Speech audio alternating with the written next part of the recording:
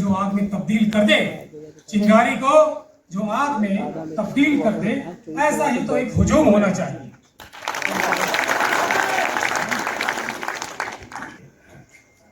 नमस्ते बिहार। नमस्ते बिहार। नमस्ते बिहार। नमस्ते बिहार।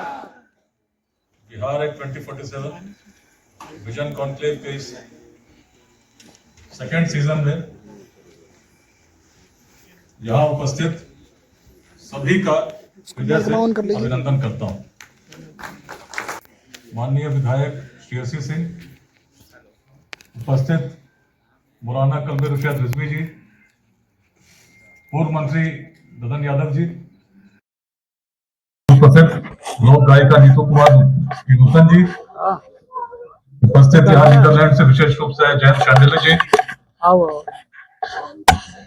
सभी गणमान्य अतिथिगण, गेट नंबर 7, प्रेस और मीडिया के साथियों, आज का यह अवसर एक ऐतिहासिक अवसर है।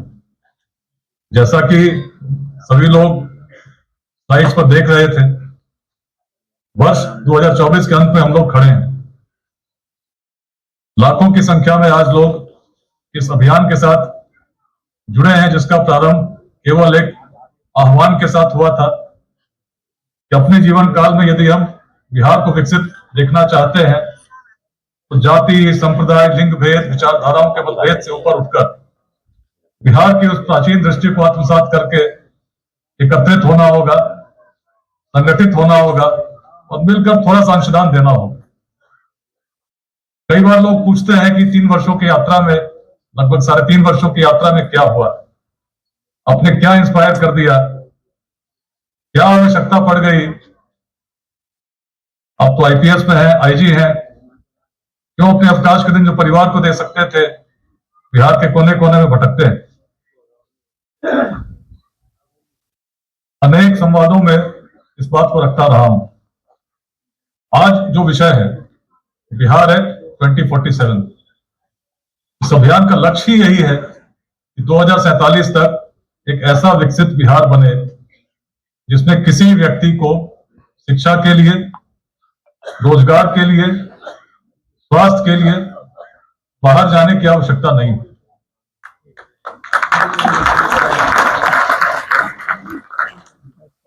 अभी इस आयोजन पर ऐतिहासिक इसलिए भी कहूंगा, दिल्ली में अभी तक का सबसे बड़ा आयोजन लेट्स इंस्पायर बिहार के अंतर्गत हो रहा है।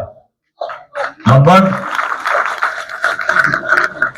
जब मौलाना कलबे रुशैद रिजवी ने प्रारंभ किया था उस समय कुछ कुर्सियां खाली थी।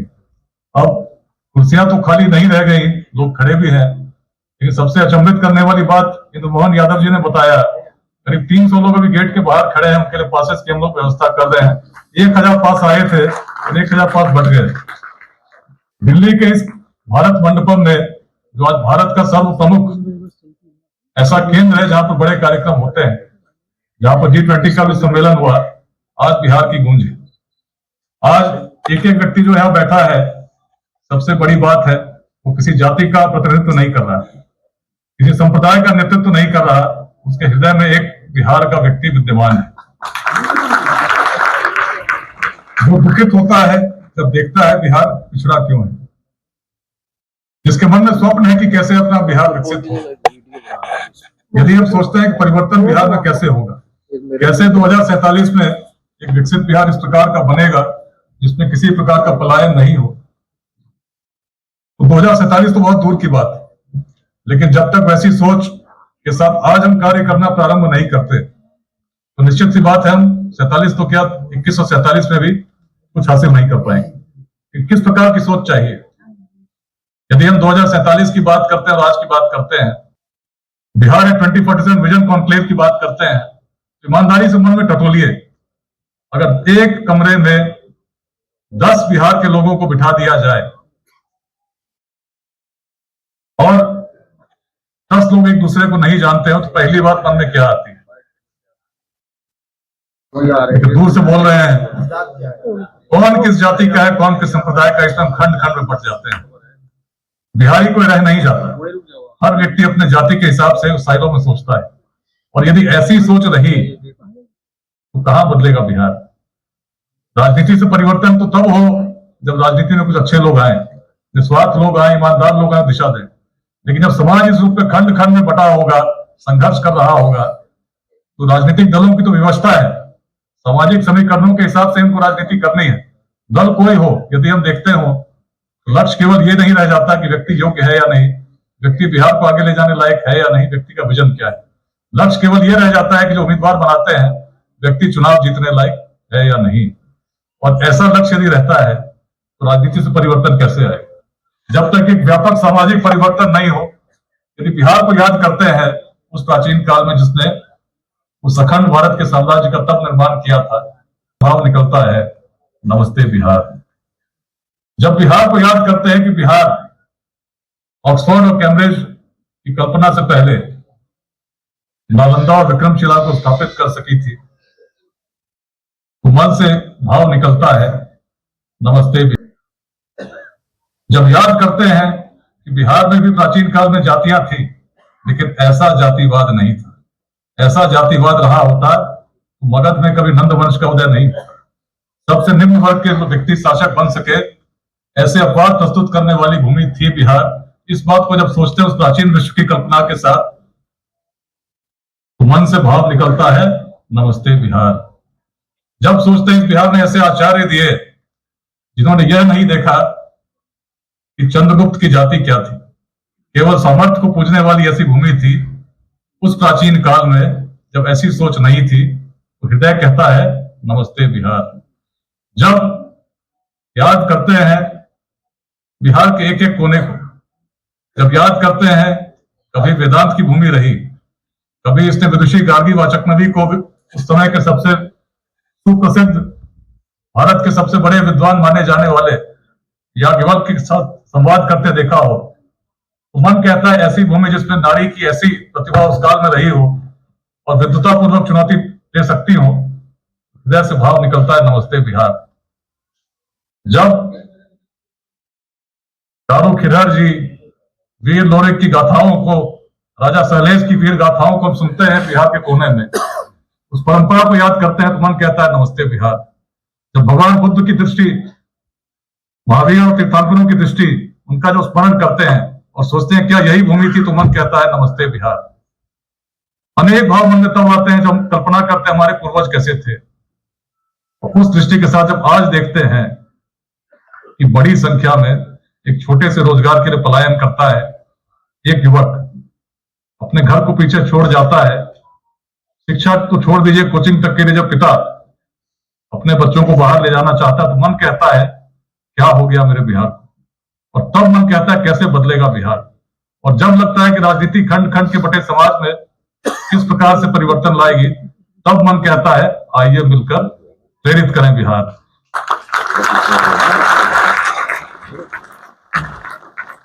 क्षमता की कमी नहीं, लेकिन यदि उस क्षमता और ऊर्जा का उपयोग हमने आपस में संघर्ष में किया तो निश्चित है परिवर्तन नहीं होगा। आज लेट्स इंस्पायर बिहार में डेलीगेट्स लाखों लोग जुड़े हैं। 1.5 लाख तो केवल वॉलंटियर्स हैं जो पिछले 3.5 वर्षों की यात्रा में अलग अलग अध्यायों में जुड़कर आज योगदान दे रहे हैं। Private student children welfare association 25,000 विद्यालयों का समूह आज इस अभियान के साथ जुड़कर अभी रही। ऑटो रिक्शा संघ मुजफ्फरपुर एक ऐसा पहला संगठन था जिन्होंने इस अभियान को गति देने का संकल्प लिया। प्रयास है कि बिहार के हर गांव के हर जन जन तक इस संदेश को हम ले जाएं, और इसीलिए बड़े कार्यक्रम जब करते हैं उसका भाव होता है नमस्ते बिहार। इंदु मोहन यादव जी के दिल्ली में जुड़ने के बाद आज दिल्ली में जितने संगठन हैं जो बिहार से जुड़े हैं, संजय भाई जी बैठे हैं बिहारी वेलफेयर सोसाइटी के, पूरा संगठन इस अभियान के साथ जुड़ गया, क्योंकि अभियान किसी व्यक्ति का नहीं है। जो बातें मैं कह रहा हूं, कोई मेरी बातें अपनी नहीं कह रहा हूं, मैंने कोई नई डिस्कवरी नहीं की है। जो दुख है या पीड़ा है, जो स्वप्न है, सबके मन में है। हर व्यक्ति बिहार को विकसित देखना चाहता है, और विकसित भारत का जो स्वप्न है तभी पूर्ण हो सकता है जब वह भूमि जिसने उस अखंड भारत के साम्राज्य का सबसे अधिक समय तक नेतृत्व किया हो, अपनी क्षमता के साथ जागृत हो जाए और योगदान दे सके। और इसीलिए इस अभियान में जब आज हर व्यक्ति को हम जगाने का प्रयास करें, दृष्टि केवल प्रेरित करने तक सीमित नहीं है। कैसे आज हम बिहार में 9 करोड़ जो युवा है जिनकी उम्र 30 साल से कम है, उनको अगले 2 दशकों में हम रोजगार दे सकें, इसके लिए स्टार्टअप्स की क्रांति कैसे हम ला सकेंगे, इस पर हम मंथन कर रहे हैं।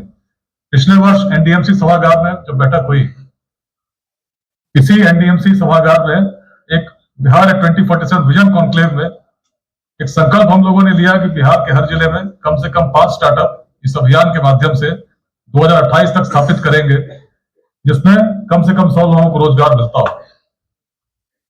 जो लोग पूछते हैं इस अभियान में क्या क्या, उनको बता देना चाहता हूं, आज की तिथि में लगभग 350 स्टार्टअप इस अभियान के साथ जुड़कर आगे बढ़ रहे हैं, बिहार के अलग अलग जिलों में कार्य कर रहे हैं। और हमारा प्रयास है कि स्टार्टअप आगे बढ़े। इसके लिए लगभग 10,000 सफल उद्यमी, कॉर्पोरेट सेक्टर के ऐसे सफल व्यक्ति को जोड़ने का काम इस अभियान में हम लोगों ने किया है, ताकि हमारे स्टार्टअप्स को और जो हमारे यूथ स्टार्टअप्स की ओर बढ़ते हैं उनको मार्गदर्शन की कमी नहीं हो, मेंटरशिप की कमी नहीं हो, और यदि कोई फाइनेंशियल असिस्टेंस चाहिए तो सरकार से जो भी पॉलिसीज बनती हैं उसकी जानकारी हम अंतिम व्यक्ति तक पहुंचा सकें। क्योंकि बिहार यदि बदलना है तो सरकारी नौकरियों से नहीं बदलेगा। किसी पार्टी की सरकार आ जाएगी तो शायद 1% नए लोगों को नौकरी दे सकती है। विवाद कर सकते हैं, हम चाह सकते हैं, प्रयास करना चाहिए, इसमें कोई संशय नहीं है, लेकिन फिर भी एक लोगों को लाभान्वित नहीं कर सकते। विकसित बिहार की कल्पना तभी हो सकती है जब हर व्यक्ति को हम शिक्षित कर सकें, जिसके लिए आज प्रयास चल रहे हैं। 22 निःशुल्क शिक्षा केंद्र चल रहे हैं, जिसमें 18 महिलाओं के द्वारा संचालित गार्गी पाठशाला, जिसमें वंचित वर्ग के बच्चे पढ़ते हैं। सिवान में केंद्र चल रहा है जहां 40 बच्चे पिछले 3 सालों से वंचित वर्ग के हैं 9th और 10th की पढ़ाई उठाई जा रही है। छोटा प्रयास है, 22 केंद्रों के चलने से बिहार नहीं बदलेगा, 350 स्टार्टअप के साथ जुड़ने से बिहार नहीं बदलेगा। लेकिन यदि इस अभियान को हमने जन जन का अभियान बना दिया, मेरा यदि कोई स्वार्थ है, कई बार लोग पूछते हैं क्या स्वार्थ है, कई बार सोशल मीडिया पर भी बातें होती है। छपरा गए तो लोगों ने पूछा कि आपने डिजाइन कर दिया है। मैंने कहा मैं तो इसी मनोदशा को बदलना चाहता हूं। आप सोच रहे हैं कि कोई व्यक्ति जब रिजाइन करेगा तभी समाज सेवा कर सकता है। आप सोचते हैं कि समाज सेवा का दायित्व तो केवल कुछ उन लोगों पर जिनको हम चुनकर भेजते हैं। अरे भाई, भारत के संविधान को पढ़िए, फंडामेंटल ड्यूटी हर नागरिक की है कि अपने राष्ट्र के उन्नयन के लिए हम कार्य करें, चाहे अब सरकारी नौकरी हो, चाहे प्राइवेट नौकरी हो, चाहे किसी को में भाव निस्वार्थ नहीं होता। तो आचार्य चाणक्य भी सोचते हम तो शिक्षक हैं, तक्षशिला के आचार्य हैं, पश्चिमोत्तर से आक्रमण हो रहा तो शिक्षा के अपना दायित्व निभाते रहे। क्या आवश्यकता थी चाणक्य को कि संगठित करने लग गए युवाओं को? क्या आवश्यकता थी चाणक्य को कि एक एक राज्य को, एक एक गणराज्य को उसके प्रतिनिधि से बात करने? क्या शिक्षक का यही दायित्व था? लेकिन जब जब राष्ट्र पर संकट आता है, राष्ट्र आगे बढ़ना चाहता है, अनेक ऐसे सज्जन जो निष्क्रिय होते हैं, सामान्य परिस्थितियों में उन्हें सक्रिय होने की आवश्यकता होती है, तभी एक बड़ा परिवर्तन होता है, तभी एक बड़ी क्रांति आती है। जब बिहार की हम बात करते हैं तो अनेक बड़ी क्रांतियों को इसने देखा है। अभी लोकनायक जयप्रकाश नारायण जी की बात हो रही थी, जब उनका स्मरण करते हैं तो फिर हृदय से भाव निकलता है, नमस्ते बिहार। राष्ट्र कवि दिनकर स्मरण करते हैं, उनके शब्दों को मन से भाव निकलता है, नमस्ते बिहार। कारण क्या है? प्रेरणा तो अंदर स्थापित है, लेकिन आगे चलना है। और चलेगा कौन? छोटे छोटे खंडों से ऊपर उठकर कुछ नया सृजन करना होगा। बिहार ही थी जिसने उस वैशाली को स्थापित किया, जिसमें 7,707 गणराजा चुने जाते थे, जाति के आधार पर नहीं, अलग अलग क्षेत्रों से लोग चुनते थे। अपवाद हम प्राचीन काल से प्रस्तुत करते रहे, कोई नई बात नहीं। लेकिन आज यदि कोई व्यक्ति कुछ अलग करने का प्रयास करता है तो हमें लगता है कि कैसे क्या हो सकता है। बिहार तो बदल ही नहीं सकता, बिहार व्यक्ति समस्या है। मित्रों, मैंने परिवर्तन को होते देखा है। जब बघा गया था उस समय अंग्रेजों ने उसको यूनिवर्सिटी ऑफ टाइम कहा था, आप पढ़ सकते हैं। पत्रकार मिनी चंबल कहा करते थे। लोग निराश हो चुके थे, कहते थे महर्षि वाल्मीकि की भूमि है, वाल्मीकि क्या था। इस मनोदशा को बदलने का हमने प्रयास किया। कोई विश्वास नहीं कर सकता था कि रोहतास से गुरुवार मिटेगा। गोलियां मुझ पर भी चली, 6 इंच से सैकड़ों गोलियां निकली। 3 सितंबर 2008 सोली का वह गांव। लेकिन बाल्यकाल से मन में भाव स्थापित था कि बिहार को परिवर्तित करना है। बघा में वही भाव था। अपने जान की परवाह नहीं थी। मैं जानता हूं कि ईश्वर यदि किसी को निमित्त बनाता है तो अच्छा भी वही करता है। इसीलिए कभी आज तक भय नहीं लगा। अनेक परिस्थितियां विचलित कर सकती हैं, लेकिन अब विचलित नहीं होता। कारण है मन में भाव है कि आए हैं तो कुछ करने के लिए आए हैं। व्यक्ति का जीवन बड़ा क्षणिक होता है। मेरा योगदान यही है, एक निमित्त हूं, लोगों को जोड़ रहा हूं, क्योंकि हर बिहारवासी आगे बढ़ना चाहता है, बिहार को आगे बढ़ते देखना चाहता है। आज इस कार्यक्रम में आह्वान कर रहा हूं सभी बिहारवासियों से जो बिहार के बाहर है, जो दिल्ली में है, मुंबई में है, बेंगलुरु में, हैदराबाद में, विदेशों में है। छोटा संशोधन बिहार को बदल देगा। अभियान प्रारंभ हो चुका है, लाखों लोग जुड़ चुके हैं। अभियान राजनीतिक नहीं है, धार्मिक नहीं है, इसका एक ही संकल्प है कि अपने जीवन काल में बिहार को बदले, और ये तभी संभव है आपका छोटा संशोधन इसमें है। संकेत अत्यंत सुखद है कि लाखों लोग कार्यक्रमों में सम्मिलित हो रहे हैं, लेकिन संख्या हमारे निःशुल्क पाठशालाओं की केवल 22 है। संख्या हमारे साथ जुड़े स्टार्टअप्स की केवल 350 है। अभी तक केवल 250 फ्री मेडिकल कैंप्स पूरे बिहार में लगे हैं, जिसकी जनसंख्या 14 करोड़ है। यदि हर बिहार वासी ने इस अभियान को अपना लिया, इसको अपना संकल्प बना लिया, एक सामाजिक, शैक्षणिक और सांस्कृतिक परिवर्तन निश्चित रूप से 2047 तक एक विकसित बिहार बनाएगी, इसमें कहीं कोई संशय नहीं। जहां कभी फॉरेस्ट डिपार्टमेंट के लोग भी किडनैप हो जाया करते हैं, उस परिवर्तन को मैंने होते देखा जिसको लोग असंभव मानते हैं। इसलिए जब कोई कहता है कि बिहार कैसे बदलेगा आपके छोटे छोटे प्रयासों से, तो मैं निराश नहीं हूं, क्योंकि मेरा मानना है कि बिहार लोगों ने साथ दिया और देंगे। भावना शुद्ध मन से निकली है। मैं तो आज हूं, कुछ सालों बाद नहीं रहूंगा, लेकिन बिहार यही रहेगा। यही बिहार था जिसने उस प्राचीन काल में उस गौरव को प्राप्त किया था, और मैं जानता हूं जिस दिन बिहार जागृत हो गया अपनी उसी ऊर्जा के साथ, अपने स्वत्व के साथ, निश्चित है 2047 से पहले ही उस लक्ष्य को प्राप्त कर लेगा। लेकिन शर्त यही है, जाति, संप्रदाय, लिंग भेद, विचारधाराओं, मतभेदों से ऊपर उठना होगा। स्टार्टअप की क्रांति के लिए हर व्यक्ति को प्रयास करना होगा। यदि आप हर व्यक्ति को जोड़ने का जो प्रयास इस अभियान में चल रहा है, उसमें हम देख पा रहे हैं कि विचारधाराओं, मतभेदों से ऊपर उठकर भी हर प्रकार के लोग जुड़ रहे हैं, जो एक अत्यंत सुखद संकेत। बिहार है 2047 विजन कॉन्क्लेव के सीजन 2 में मैं यही कहना चाहता हूं कि हमारा सबसे बड़ा लक्ष्य है इस अभियान को जन जन का अभियान बनाना। इस अभियान में हर गांव के हर व्यक्ति को जोड़ना। नमस्ते बिहार के 4 कार्यक्रम इसीलिए हुए हैं, बिहार के हर जिले में इस कार्यक्रम को करना है, इसमें आपके सहयोग की आवश्यकता होगी। बिहार के हर कॉलेज में इंक्यूबेशन सेंटर्स खोलने हैं, इसमें आपके सहयोग की आवश्यकता होगी। बिहार के हर विद्यालय में इनोवेशन सेंटर्स खोलने हैं। आने वाला बिहार आर्टिफिशियल इंटेलिजेंस में कैसे आगे हो, इसके सेंटर्स ऑफ एक्सेलेंस स्थापित करने हैं। मेरे मन में जब याद करता हूं विक्रमशिला को, 1000 साल पहले पूरे तिब्बत के लोगों ने स्वर्ण दान किया था केवल एक आचार्य को बुलाने के लिए, तो एक संशय होता था कि आज के बिहार में ऐसा कैसे हो सकता है, कैसे ऐसे इंस्टीट्यूशन हम खोल सकते हैं। नालंदा विश्वविद्यालय आज खुल चुका है, सभी देखते हैं। कुछ दिनों पहले जब अमेरिका के एक लैब के लोगों ने मुझसे संपर्क किया, मेरे एक मित्र IIT कानपुर के वही आज कार्यरत है, और उन्होंने कहा कि मुंगेर आना चाहते हैं।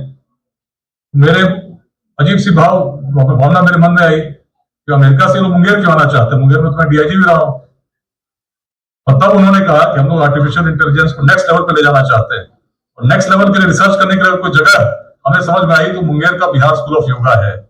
और तब मन में यह बात लगी कि यदि एक केंद्र राज्य बिहार में ऐसा हो सकता है, तो आज भी उसी प्रकार से विश्व भर से लोगों को आकर्षित कर सकता है, अनेक केंद्र क्यों नहीं हो सकते? तो एक केंद्र स्थापित करने की क्षमता हम आज रखते हैं, तो हर जिले, हर अनुमंडल में क्यों नहीं कर सकते? निश्चित कर सकते हैं। याद रखना होगा, क्षमता तो वही, निराश हो जाते हैं, निराश नहीं होगा। सकारात्मकता का उपपुंज तो हमारे अंदर स्थापित है, यही वेदांत की दृष्टि है, जिसको कभी हमारे बिहार के पूर्वजों ने दिया। उन्होंने कहा तब तुम वसी तुम वही हो, अहम ब्रह्मास्मि मैं वही हूं, बिहार की दृष्टि, कहीं और की नहीं। प्रज्ञान ब्रह्म, अयम आत्मा ब्रह्म, 4 महावाक्य बिहार की दृष्टि। जब इनका स्मरण करते हैं तो फिर से मन करता है नमस्ते बिहार। और इसीलिए इस नमस्ते बिहार के संकल्प को पूरे बिहार में आज हम ले जा रहे हैं, ताकि हर व्यक्ति के मन में सब बिहार के प्रति सके। जब आपस में हम मिले, जब 10 लोग मिले, तो भाव ये न रहे कि व्यक्ति किस जाति का है, किस संप्रदाय का है। भाव ये रहे व्यक्ति मेरे उस बिहार का है जिस बिहार है, देखता है जो कभी उस महान शेरशाह के शौर्य की भूमि रही, जिन्होंने प्रशासन की अपनी अद्वितीय क्षमता के साथ आज भी स्मरण किए जाते हैं। महान मौलाना मजहूर हक की विद्वता के लिए जाना जाता है, ऐसा हमारा बिहार रहा है। और इसीलिए जब इस प्रकार के भाव हमारे मन में आएंगे, जाति, संप्रदाय, प्रकार के भेदों से ऊपर उठकर जब विचार करेंगे, तो हम पाएंगे मन में एक ही शब्द निकलेगा जब दूसरे बिहारी से मिलेंगे, नमस्ते बिहार। और लेकिन आज से 25 साल बाद जब 2047 की हम बात करेंगे, तो ट्रांसपोर्ट में कैसी क्रांति आई हो चुकी होगी, इसका आज अनुमान हम नहीं लगा सकते। हो सकता है कि कल को पटना से सहरसा का डेडिकेटेड कॉरिडोर हो, जिसमें वाहनें बिना ड्राइवर के चलती हो, आर्टिफिशियल इंटेलिजेंस बेस्ड हो, सैटेलाइट से चल रही है। उस समय का बिहार ऐसा हो सकता है हर व्यक्ति के पास अपना ड्रोन कार हो। हमें इन विषयों पर चिंतन करना होगा। जब मकौले ने एजुकेशन पॉलिसी लाई थी 1835 में, उसका उद्देश्य था हमें interpreters banana, between those who were ruling and the millions who were ruled. और हम इमिटेटर्स बन गए। आज हम उस ओरिजिनल थिंकिंग को भूल गए जिसने विश्व को कभी शून्य दिया है, बिहार की भूमि ने दिया है। उस और भूल गए जिसने विश्व को नई दृष्टि दी, बिहार ने दिया है। हमें आवश्यकता जो नई शिक्षा नीति है उसमें भी जो मूल संदेश है कि पहले अपने स्वत्व को जाने, अध्ययन और उससे हम आगे बढ़े, उसका भी मर्म यही है कि अपने आप को जब समझते हैं, अपने मूल से नहीं करते हैं, हम अधिक योगदान दे पाते हैं। महात्मा गांधी ने कहा था हर प्रकार के विचार हमारे घर में आने चाहिए, घर के दरवाजे और खिड़कियां खुले रखने चाहिए, क्योंकि तभी शुद्ध हवा का प्रवाह बना रहता है। यदि खिड़कियां और दरवाजे बंद हो गए तो वातावरण प्रदूषित हो जाता है। लेकिन हमें ध्यान रखना होगा, यदि बाहरी हवा का प्रवेश हो, इस गति से हो कि ऐसी आंधी न बन जाए, हमें उड़ा के ले जाए। अपने जड़ों को समझना होगा, और इसीलिए जब एक्ट 2047 हम लोग बात कर रहे हैं, जो बिहार को यदि हम समझ गए, उसके अनुसार आचरण करने लगे, उसके अनुसार व्यवहार करने लगे, नए अपवाद प्रस्तुत करने से हम नहीं डरने लगे, नए अपवाद प्रस्तुत करने के लिए चलने लगे, और छोटे छोटे अंश दान के रूप में जो सक्षम में योगदान करने लगे, निश्चित बिहार बदलेगा। भारत मंडपों में जो कार्यक्रम कर रहे हैं, इसका भी एक बड़ा संदेश दे रहे हैं। कार्यक्रम कहीं हो सकता था, लेकिन स्थान की भूमिका होती है। जब पहला कार्यक्रम हम लोग एनडीएमसी में किया था, तब बहुत लोग मुझसे पूछते थे बिहार का कार्यक्रम दिल्ली में क्यों कर रहे हैं। अब तो पुणे में भी हो गया, दुबई तक लव जी पहुंच गए, बैंगलोर, हैदराबाद, बड़ौदा, हर जगह कार्यक्रम हुए, अनेक देशों में हुए। उस समय जब लोग पूछ रहे तब मैंने कहा था कि आप उस बिहार को जानते हैं जो आज की सीमाओं का बिहार है। मैं तो उस बिहार को भी स्मरण करता हूं जिसके कार्यक्रम कभी काबुल में भी हुआ करते थे। और इसीलिए जब बढ़ते हैं, मेरे को गांव का नाम ही बिहट है, बेगूसराय के जिस गांव से बिहट है, इसका संदेश है गंगा का बृहद तट। और इसीलिए एक बड़ी सोच को लेकर मैं हमेशा चलता हूं। इसलिए मैं कहता था तब भी, आज से 25 साल बाद जब सोचता हूं, आज भी 25 साल बाद सोचने की बात कर रहा हूं, और होगा। और जिस दिन हम इस भाव से ऊपर उठ गए, तो क्या हम 2047 का इंतजार करेंगे? कैसे बदलेगा बिहार? क्या हम 2047 की प्रतीक्षा करेंगे? जितने भी कार्यक्रमों हम लोगों ने संकल्प लिया है कि मैं बदलूंगा बिहार, उसका कारण यही था, संकल्प हम ये ले रहे हैं कि सबसे पहले अपने दृष्टिकोण बदलेंगे, जाति, संप्रदाय, लिंग भेद, विचारधाराओं को मतभेद से ऊपर सोचेंगे। रथ के दो चक्र जब एक गति से नहीं चलेंगे तो रथ आगे नहीं चल सकता। उसी प्रकार पुरुष और महिला जब दोनों एक गति से गतिमान न हो तो समाज कैसे आगे बढ़ेगा? तो बिहार के लिए एक बड़ी दृष्टि हम लोग इसमें ये लेकर चल रहे हैं कि महिलाएं भी उतनी बड़ी संख्या में इस अभियान के साथ जुड़े। मुझे बड़ी प्रसन्नता है कि महिलाओं की भूमिका बहुत अच्छे रूप में इस अभियान के साथ उभर रही। जितने कार्यक्रम हो रहे हैं, महिलाओं की बड़ी सहभागिता हो रही है। लेकिन इस संवाद में जो 2024 के अंत में संबोधन मेरा हो रहा है, दृष्टि यही है, बिहार के हर गांव के, हर नगर के जन जन तक इस अभियान को पहुंचाना। बिहार के बाहर व्यक्ति चाहे किसी महानगर में हो, किसी देश में हो, इस अभियान के संदेश को ले जाना। जो लोग पूछ रहे हैं कि क्या हो रहा है, उनको बताना कि 350 स्टार्टअप आज इस अभियान के साथ जुड़कर योगदान देने का प्रयास कर रहे हैं। उनको बताना कि 22 निःशुल्क शिक्षा केंद्र चल रहे हैं जिसमें 2000 से अधिक विद्यार्थी आज पढ़ रहे हैं। उनको बताना कि 250 से अधिक फ्री मेडिकल कैंप्स लगे हैं जिसमें 40,000 से अधिक लोगों का इलाज हो चुका है। छोटी बात, बिहार में बहुत बड़ा परिवर्तन नहीं दिख रहा होगा, लेकिन यदि इसको हमने जन जन का अभियान बना दिया, यदि एक एक व्यक्ति को हमने इसमें जोड़ दिया और जाति संप्रदाय के बंधनों से ऊपर उठकर हृदय में नमस्ते बिहार के संकल्प को जागृत कर दिया, उस प्राचीन गरिमा को जागृत, 2047 बहुत दूर नहीं है। हम सभी जीवित रहेंगे, मैं भी कहीं भाग के जाने वाला नहीं। बस आप थोड़ा सा साथ दीजिए, अंशदान दीजिए बिहार के लिए। मेरा व्यक्तिगत कोई स्वार्थ नहीं। IIT में पढ़ता था, जर्मनी में नौकरी लगी थी, बड़ी कंपनी में नौकरी लगी थी, आराम से विदेशों में रहते हैं। बिहार आने की इच्छा इसलिए थी कि 9th बच्चे ने बिहारी बोलकर चिढ़ाया था भोपाल में, और तभी मन में सकम जगह था यदि अपने जीवन काल में बिहारी शब्द को पुनः सम्मान के प्रतीक बनाने में कोई भूमिका होगी, तभी अपने जीवन को सार्थक मानूंगा।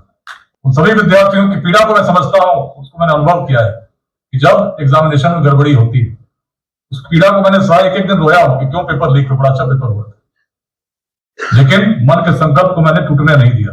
मैंने कहा कि दोबारा परीक्षा दूंगा इस संकल्प के साथ कि मेरा योगदान बिहार में हो। IIT पहुंचे थे, पिताजी की पोस्टिंग बरौनी रिफाइनरी हुई, सभी लोग विकास में अवगत है। फर्स्ट ईयर में उसके बाद जब पिताजी गए, घर नहीं जा पाए थे, बताया गया कि मोकामा और बेगूसराय में पकड़ के शादी होती है। और तब जब IIT कैंपस पे रहते थे, 1 महीना वर्ष 1998, मुझे याद है लाइब्रेरी में घूमते घूमते पढ़ने लगे बृहदारण्यक उपनिषद। गार्गी से परिचय हुआ, याज्ञवल्क्य से परिचय हुआ, बिहार की प्राचीन दृष्टि से परिचय हुआ। जीवन में परिवर्तन आ गया। 99 के बाद ध्येय अलग हो गया।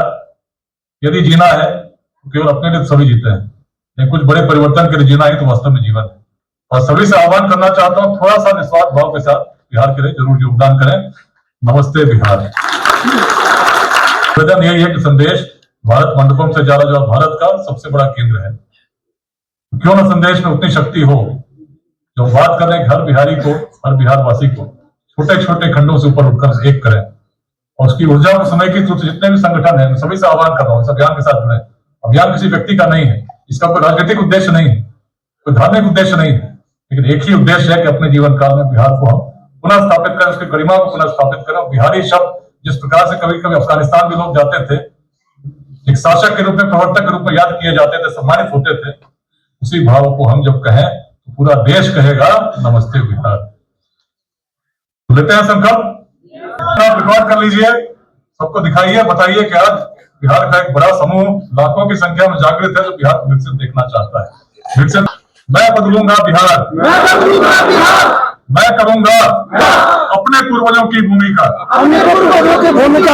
पुनरुद्धार। आइए मिलकर प्रेरित करें बिहार। नमस्ते बिहार, जय बिहार, जय हिंद।